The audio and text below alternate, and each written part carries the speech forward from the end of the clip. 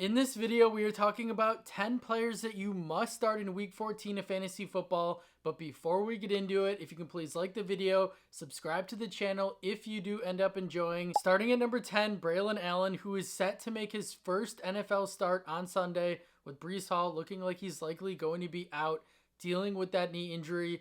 If you've been stashing Allen for weeks, maybe even months at this point, there is no better of a time than to start him this week. This is the moment you've been all waiting for. I do hate to see Breece Hall injured. I have him on a lot of fantasy teams, so it stinks, but I do have Allen, so hoping for a big game here. Plus, with 6 teams on bye, I think you can confidently start the 6'1", 240-pound sledgehammer of a running back in week 14. And no, Braylon hasn't looked great as of late. He's been pretty inefficient, but he also hasn't had many opportunities to really get going. It's kind of hard for a running back to get into a rhythm if he's only getting carries here and there. We've seen what Allen is capable of doing. He flashed the beginning of the season. This is a guy that can bust off some big runs. He is hard to bring down. And if anything, he's a guy that should be able to survive on sheer volume alone this week. I think he probably has a good shot at finding the end zone. And remember, this is a guy who went crazy his freshman year with the Wisconsin Badgers at 17 years old. He ran for over 1,200 yards, 12 touchdowns on only 185 attempts.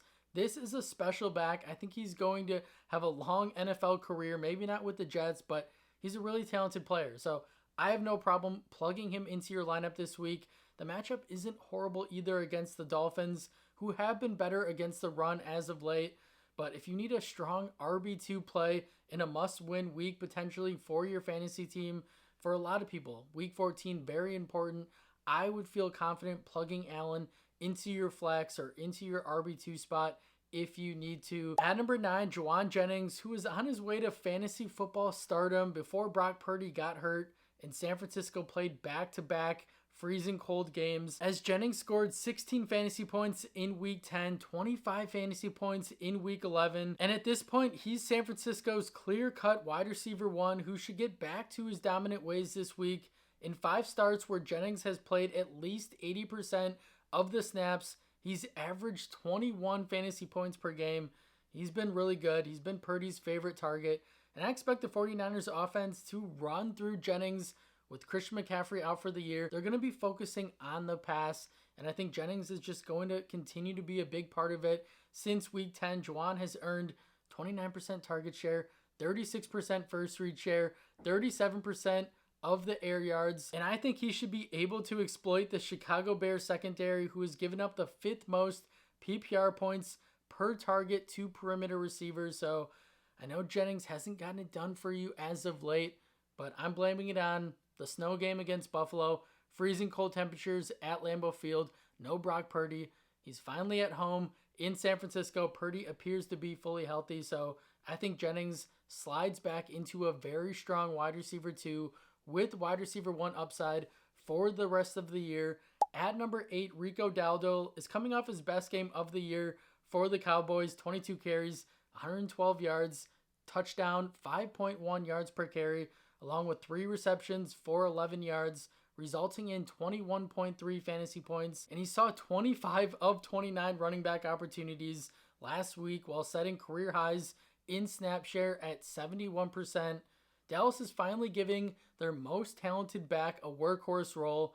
Like, why haven't they been doing this since week 1? I will never understand it. But Rico is really starting to flourish as he's the RB10 in fantasy points per game over the last 2 weeks.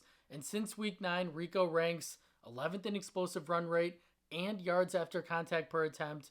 I think he should continue to eat, especially with a banged up CeeDee Lamb. I know they're going to get Jake Ferguson back in that passing attack, but I think Rico is going to continue to be very involved for this offense. And they're going up against the Bengals, who have allowed the 4th most EPA per rush and 5th most rushing touchdowns this season. I will say my only hesitation or caution, something to potentially be aware of, is if Cincinnati gets up big early and they force Dallas to throw the football, Rico could potentially get phased out. That is the only risk here, but if that doesn't happen, Dowdle should smash in week 14. At number 7, Amari Cooper, who has been really weird with Amari. Like, he went off in his debut with the Bills in week 7, 4 catches, 66 yards, touchdown, 16.6 fantasy points, and that was only on 19 snaps. Like, if you had Amari Cooper at that point, he went from the Browns to the Bills, and he puts up that type of performance in his first game in only 19 plays, you are ecstatic. You're like, I have a league winner on my hands. Amari is going to go crazy. Nope, unfortunately, that did not happen, as he has done next to nothing since his Buffalo Bills debut, averaging 2.7 targets and 3.3 fantasy points per game. That pitch back to Josh Allen in the snow last week, which resulted in a touchdown, might be his most impressive play so far with this new team. But to be fair, Amari has dealt with that wrist injury, which has really limited him. He's missed several games. It now appears that he is finally fully healthy, and it would not surprise me in the slightest if Cooper has his best game as a Bill this week, as the matchup is very favorable in a potential shootout against the Rams, who have allowed 27.8 fantasy points per game, 2 wide receivers, and 2.48 yards per route run, 2 outside receivers, which is second most in the NFL, along with the most PPR points per target to the position. So I really like the matchup. We know the talent that Amari has. He appears to finally be fully healthy. Josh Allen is throwing him the football. They might have to put up a lot of points against Los Angeles to keep up with that really good offense as well. So Amari, I think he's finally going to get it done for you in week 14. I think you should be starting him if you have him. At number 6, Tyrone Tracy Jr., who continues to be the guy in New York's backfield, as he saw 75% of the snaps, 81% of the pass down snaps, and 100% of the red zone snaps last week. I know at first I was watching the game and it looks like Devin Singletary was stealing more work away, but I think he just got involved early, but it didn't really matter. He didn't really see that much work. And Tracy has been making the most of his opportunities, as he's averaging 5 yards per carry and ranks 11th in explosive run rate, 16th in yards after contact per attempt, and is the RB16 in fantasy since week 8, while scoring double-digit fantasy points in 5 out of his last 8 games. He's been really good. I would expect a monster game here against the Saints, who just can't stop anyone on the ground at this point, and have allowed the 5th most fantasy points per game to running backs and 4th most rushing yards per game to the position. So I know Tracy's been kind of up and down. His usage is really good. He's a really skilled, talented player, and the matchup is beautiful. So I think he's going to put together a really big performance this week. At number 5, Calvin Ridley, who's been very inconsistent as of late, making him hard to trust. I did have him as a start last week. He didn't come through for us, but we're going back to the well. I always like betting on a guy who's going up against his former team. Ridley could maybe pull off a Jerry Jeudy this week. Probably not going to put up 40 fantasy points like Jeudy did, but I think Ridley is going to have a very nice day here, as he leads the NFL in air yards and has averaged 8.5 targets and 82 receiving yards over 6 games since DeAndre Hopkins was traded to the Kansas City Chiefs, along with ranking 3rd in deep targets among all receivers. We know Will Levis likes to chuck it deep, and sporting an impressive 29% first read share over his last 4 games. Will Levis should have all day to throw the football against Jacksonville, who ranks 30th in pressure rate and 32nd in blitz rate. The matchup is also perfect against the Jaguars, who have allowed the 2nd most fantasy points per game to perimeter receivers this season. I'm expecting Ridley to get his revenge and go off in week 14. At number 4, Isaac Guerendo, you likely dropped everything you had, the rest of your fab, to go get the explosive rookie on your team. And I think that was a smart decision, as he possesses a rare size-speed combo. Sitting at 6 feet tall, 220 pounds, with blazing 4.3 speed, he can absolutely fly. And I think he's a strong start this week, as he's likely going to see a big workload. Guerendo is also sporting an impressive 5.9 yards per carry, which is the 4th most in the NFL. Granted, he's only touched the ball 42 times, so that's a little bit skewed, but still, that tells us everything we need to know about the player. He's very explosive. He's also sporting a 21% missed tackle rate and 2.3 yards after contact per attempt.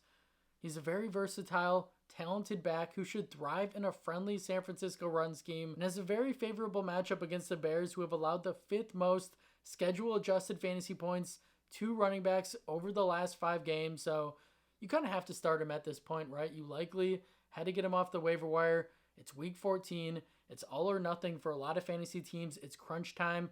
He needs to be in your lineup, and I do think he comes through for you in a big way. At number 3, Jaxon Smith-Njigba, who is starting to look more and more like Seattle's wide receiver 1, especially with DK Metcalf getting banged up a lot over these last couple of weeks. I know he always seems to play, which is a good thing, but JSN is the wide receiver 16 in fantasy points per game and is finally having a breakout campaign that we were hoping for last year, but can't complain getting it in year 2, as he scored 19 plus fantasy points in 3 out of his last 4 games, which includes that monster 37-point performance against the Rams where he racked up 180 receiving yards and 2 touchdowns. And this Seattle offense has really transformed this year thanks to new offensive coordinator Ryan Grubb, who knows how to get the football into his most talented players' hands, and JSN has really benefited from that this year. Jaxon scored 19.7 fantasy points against the Cardinals just a couple weeks ago in week 12, and I think he's set up for another nice game, as Arizona has allowed the 6th most fantasy points per game to slot receivers this season. It could be a high-scoring affair as well, so we would like that for Jackson's sake. If you have him at this point, you're starting him. I'd be expecting another strong performance from the talented second-year receiver in week 14. At number 2, Tony Pollard, another guy having a really nice season. Even though he didn't come through for you last week, it really wasn't his fault, as the Commanders just absolutely crushed the Titans. They couldn't really run the football. They were down big early. They ended up losing the game 42-19. But I do think Pollard puts together a nice bounce back performance in week 14 as he continues to see strong usage. Even with Tajay Spears returning last week, Pollard still played 73% of the snaps and is the RB22 in fantasy points per game, along with ranking 5th in weighted opportunities, 6th in opportunity share, 9th in carries, and 7th in yards after contact per attempt. The Titans could also be in a positive game script against the Jaguars, who we know won't have Trevor Lawrence for the rest of the season. So if they're up by a score or 2 scores, they are going to pound the rock with Pollard, which could mean a really big fantasy day. And this defense that Jacksonville has, they're not good against the run. They've allowed the 2nd most fantasy points per game to running back. So start Pollard and expect a strong day in week 14. And at number 1, Drake London. You're obviously starting London this week, but I think he's going to finish as a top 3 wide receiver in week 14. This is a blow-up spot for not only London, but I do think Kirk Cousins against his former team is going to have a big performance. So as we know, coming off a bad game last week, I think he shreds his former team in this one, and he's going to be looking for London early and often, as London saw a whopping 42% target share last week, earning 16 targets, resulting in 9 receptions for 86 yards and 17.3 fantasy points. We will take that usage. We will take that target share all day in PPR. And London has now earned double-digit targets in 5 games this season. And while he hasn't scored since week 9, I think he finally gets in the end zone on Sunday, as the Vikings have allowed the most fantasy points per game and 3rd most yards to the wide receiver position this season. This game could also be high scoring with 2 good offenses going at it. I think Drake is going to go crazy when you need him the most. You should probably also be starting Darnell Mooney if he is on your roster. That's all I have for you guys today. Thank you so much for watching. If you have not signed up for Underdog yet, what are you doing? Use code ROC. They will match your first deposit up to $1,000. It just makes Sundays a little more fun, a little more exciting. I appreciate you guys, and I will see you in the next one.